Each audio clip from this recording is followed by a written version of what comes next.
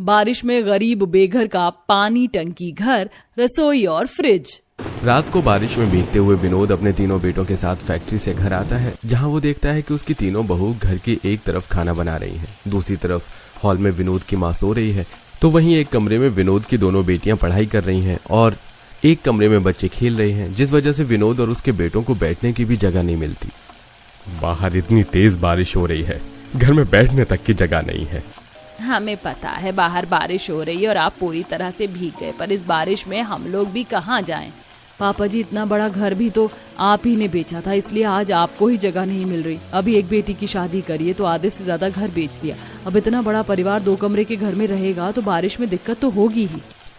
अपनी बड़ी बहू की बात सुनकर विनोद चुप हो जाता है और जैसी बारिश रुकती है रवि बाहर खाट लगाता है और तीनों बाप बेटे बाहर बैठ जाते हैं और शांति उन्हें बाहर खाना देती है। खाना खा लीजिए, बहू की बातों का बुरा मत मानना। घर में 2 ही कमरे हैं और इतना बड़ा परिवार है, हम सभी को दिक्कत हो रही है। पर भाभी को समझना चाहिए। कोई बात नहीं बेटा, रात ज्यादा हो गई, अब खाना खा लो।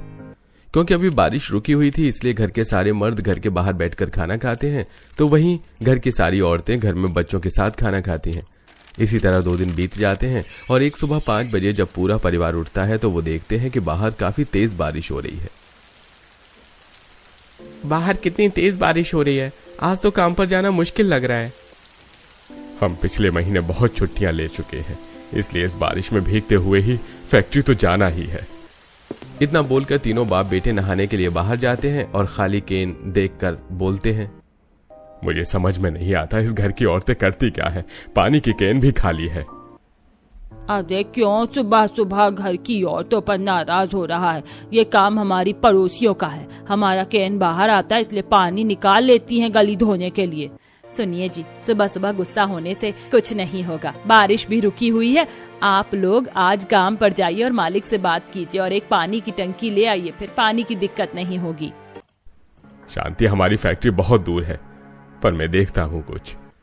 एक बार फिर 2 कमरे का घर होने की वजह से घर वालों को नहाने खाने और रहने में परेशानी होती है। इसी तरह कुछ दिन बीत जाते हैं, पर वो लोग फैक्ट्री से पानी की टंकी नहीं ला पाते। ऐसे ही एक सुबह हमेशा की तरह जब पूरा परिवार उठता है और विनोद अपने तीनों बेटों के साथ फैक्ट्री जाने के लिए तैयार हो रहा होता है तो अचानक से तेज बारिश शुरू हो जाती है। बाहर तो बहुत तेज बारिश हो रही है। रात को आपकी तबीयत भी ठीक नहीं थी और आप अगर अभी भीगते हुए फैक्ट्री गए तो आपकी तबीयत और खराब हो जाएगी। पापा, भैया भाभी सही कह रही हैं, बाहर बारिश हो रही है। चूल्हा और बर्तन की टोकरी भी घर के बाहर ही रखी है, जिस वजह से खाना भी नहीं बन पाया। बाहर तेज बारिश होने की वजह से आज सुबह का खाना नहीं बन पाता और ना ही घर के मर्द फैक्ट्री जा पाते हैं। कुछ ही देर में जब बारिश रुकती